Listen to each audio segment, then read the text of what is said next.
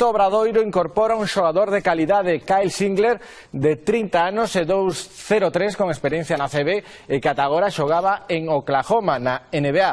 A priori unha moi boa fichaxe para un equipo que non puido comezar mellor a Liga con Nacho Llobet, que estivo sensacional. Posiblemente o pivote catalán asinou un dos seus mellores partidos desde que está en Santiago. Anotou 18 puntos e tivo 24 de valoración. Só errou 2 lanzamentos, 8 de 10.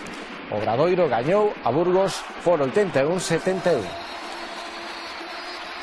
Espero que hayamos aprendido la lección de que para competir en esta liga hay que jugar con la intensidad con la que juega Llobet, por ejemplo. Nos ha sacado del campo. Eu destacaría o traballo de Nacho todo o encontro, sobre todo no aspecto defensivo, porque tivo que pelear con unha estrela como é Thompson, que é un xogador de moitísimo nivel, e o seu traballo no traballo defensivo foi fundamental, o seu traballo no rebote tamén foi fundamental, e alégrome tamén de que, bueno, pues esa actuación para min tan boa veña tamén reflexada cos puntos, non? Que moitas veces son o que chaman máis atención dos demais.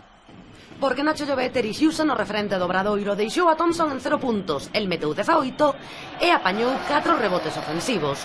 A súa actuación no primeiro tempo permitiulle aos santiagueses marchar ao descanso 13 arriba. No derradeiro cuarto, o Burgos comezou cun parcial de 0-6 para colocarse a 7. Ata que apareceu o pistoleiro Basileiadis, que con 4 triplas consecutivas cortou a reacción castelá. E iso que tanto el como a Desiu estiveron tocados toda a semana.